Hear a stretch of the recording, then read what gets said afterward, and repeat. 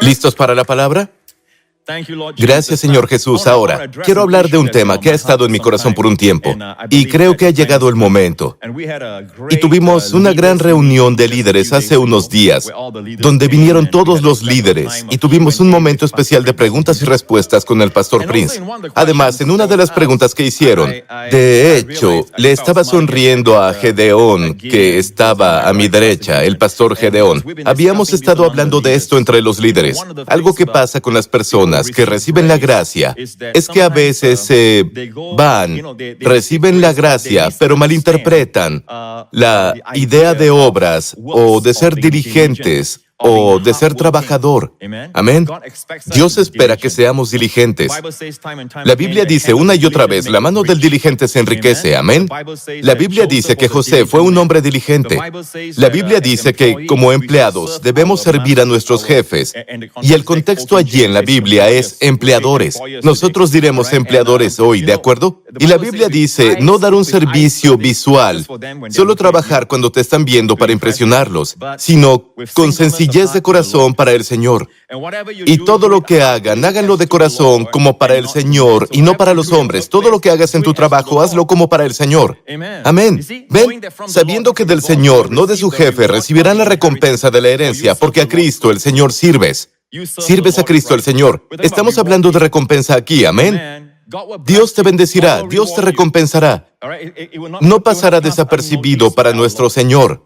Amén. Pero muchas veces olvidamos que Dios nos enseña a sacar provecho. De hecho, en Isaías 48 dice aquí, así ha dicho el Señor, Redentor tuyo. Ahora habla con los creyentes, ¿cierto? Tu Redentor, yo soy el Santo de Israel, yo soy el Señor, Dios tuyo, que te enseña provechosamente, que te encamina por el camino que debes seguir. Recuerda esto, cuando Dios te enseña, siempre te enseña a beneficiarte. La Biblia fue escrita para tu éxito. Muchos queremos la palabra hablada. ¿Por qué Dios no me habla? ¿Por qué? No, cuando abres la Biblia, vas y abres la Biblia, amén. Escuchas la palabra y Dios te hablará. E incluso si escuchas un sermón predicado, si está lleno de la palabra, Dios te hablará de la palabra. Escucharás esa palabra que dice, este es el camino, anda por él. Entonces, como sea que Dios te enseñe, a través de su palabra o por su espíritu, y estas son las dos maneras principales, es siempre para enseñarte a sacar provecho. Cuando Dios te enseña a sacar provecho, te beneficias en cada área. Te beneficias en tu vida familiar, en tu vida social, en tu salud, en todos los ámbitos. ¿Puedo oír un buen amén? Entonces, Dios te enseña a beneficiarte en todas las áreas. ¿Cómo lo hace? A través de su palabra y por su espíritu. Esto llega a la cuestión, Pastor Prince, yo creo en el descanso, ¿sabe? Todos agradecemos a Dios por la enseñanza que nos dio sobre el descanso. Y el descanso es poder. El descanso es poder. Y eso es verdad, amén. En el atrio externo, en el tabernáculo de Moisés, el atrio externo era muy ajetreado. Había todo tipo de actividades afuera, pero cuando entras en el lugar santísimo, calma, perfecta, sin actividad. También puedes estar ocupado afuera, pero estás tranquilo por dentro. Eso es lo que Dios quiere para ti. Nunca te he enseñado que no hagas nada. Siéntate y di, estoy relajado, hermano, relájate. Estoy relajado, estoy entrando en su reposo. No, lo he dicho una y otra vez, y esta es una definición. Si la escuchas, recuerda de dónde viene. Compartí esto hace muchos años. Lo que el Señor me dijo, el reposo es una actividad dirigida. El reposo no es inactividad. El reposo es actividad dirigida. Amén. A veces, cuando te sientas frustrado. Ese es el Señor diciéndote, levántate y comienza a hacer algo. Amén. Amén. Empieza a buscar un trabajo o lo que sea. Así que lo principal, número 1, siempre recuerda que Dios nos enseña a sacar provecho. ¿Y cómo lo hace? Él nos guía, nos enseña. Amén, pero en el entorno de la iglesia, cuando tienes un problema, antes de pensar en divorciarte, consultas a otra pareja, consultas a los pastores, consultas a tus consejeros, consultas a tus líderes directos, amén. Habla con ellos. ¿Por qué? Porque Dios usa a las personas. Y muchas veces queremos que Dios nos hable directo, y a veces Dios quiere humillarte, y Dios quiere que aprendas la humildad. Dios quiere que seas enseñable. De hecho, en el primer libro de Reyes 3, justo después de que Salomón le pidiera sabiduría a Dios, el siguiente capítulo es el capítulo 4, porque el 4 viene después del 3. ¿Sabes lo que encontré en el capítulo 4? Solo un relato de sus ministros en su gobierno. Y uno de ellos era un hombre que la Biblia llama amigo, el amigo del rey. Incluso le dio prioridad a la amistad. Amén. Pero más de uno eran escribas. Amén. Eran personas que, uno de ellos es literalmente en hebreo, un recordador, alguien que le recuerda al rey. Eran personas que escriben lo que sea que haya pasado y luego le recuerdan al rey. Y hace años le pregunté al Señor, Salomón acababa de recibir sabiduría. Él era el hombre más sabio que haya existido en todo el planeta Tierra en ese momento. Por supuesto, Jesús es más grande que Salomón, pero en ese momento, él era el hombre más sabio, ¿cierto? Pero lo siguiente que hizo fue rodearse de sabios. Porque la Biblia dice, y él escribió esto en Proverbios, el que anda con sabios será sabio.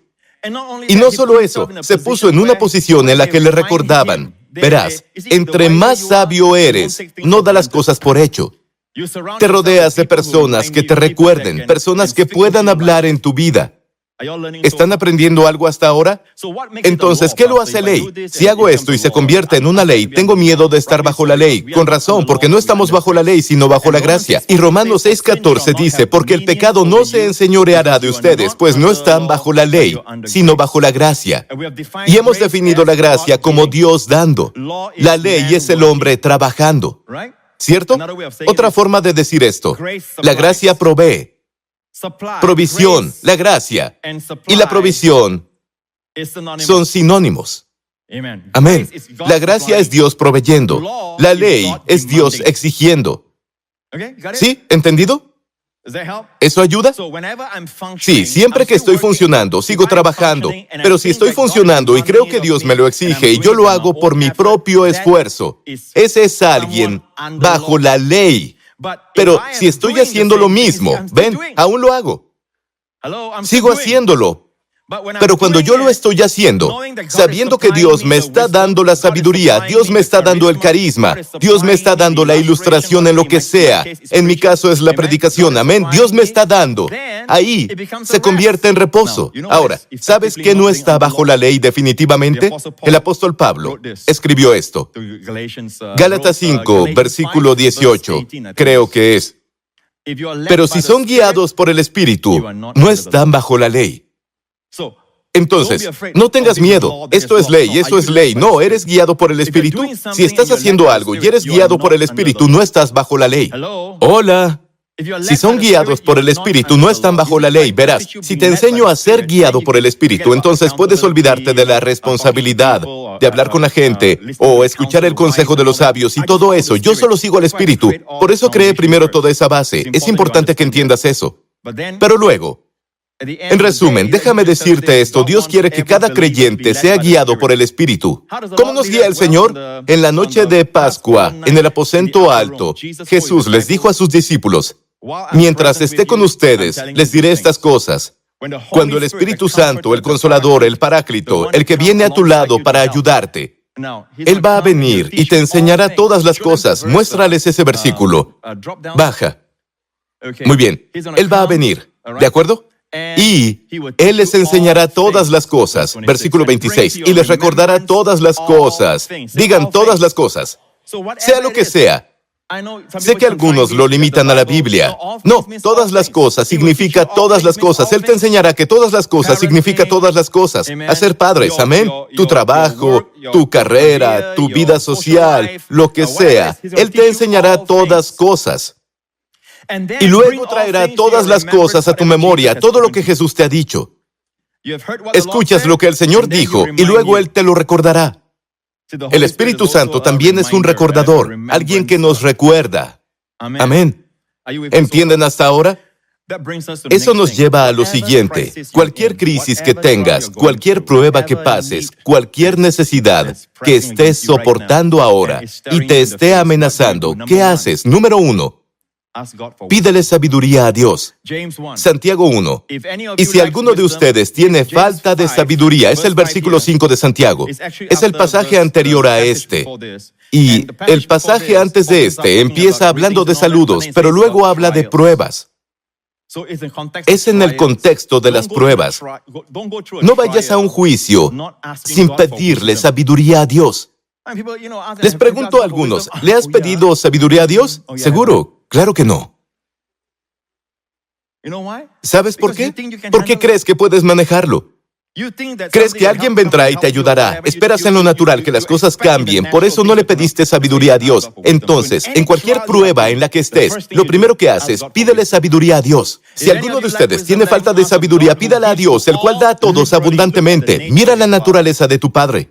Lo único que el Señor quiere que sepas acerca de Él es que Él te dará generosamente cuando pidas sabiduría y no te regañará. Así que, por favor, hónralo pidiendo con fe. Después de pedirle sabiduría a Dios, Padre, dame sabiduría acerca de esto en el nombre de Jesús, y solo entonces puedes levantarte. Amén. No tienes las respuestas en tu cabeza, pero has recibido sabiduría. Tal vez no se ha impartido a tu comprensión aún, y luego empieza a hacer lo siguiente. Aquí es donde el Espíritu Santo comienza a guiarte. ¿Entendido? Pero después de pedir sabiduría, puedes esperar que el Espíritu Santo te guíe y te lleve. Y volvamos a Juan de nuevo. Juan 14 dice, la paz les dejo. Inmediatamente después de que se menciona al Espíritu Santo, Jesús mencionó que el Espíritu Santo nos enseñaría todas las cosas. Dijo, la paz les dejo. Había un chico aquí, hace unos domingos, que citó esto. Juan 14, 27. Sí, memorizó este versículo. No en este servicio, en el segundo servicio. Mi hijo se acercó y dio su versículo de memoria de la paz les dejo, mi paz les doy. Ahora, ¿por qué Jesús mencionó la paz inmediatamente después de que Él habló sobre el Espíritu Santo, enseñándote todas las cosas? Porque nos enseña en la línea de la paz. Entonces, cuando haces algo y no tienes paz, no lo hagas. Estás a punto de embarcarte en un cambio de carrera. Y cuanto más hablas con tu esposa, más lo comentan. Por supuesto, sopesen los pros y los contras. Consulten a sus líderes. Consulten a sus pastores, si quieren. Y hablen de los pros y los contras. No dependas de ti mismo. Háblalo con tu esposa.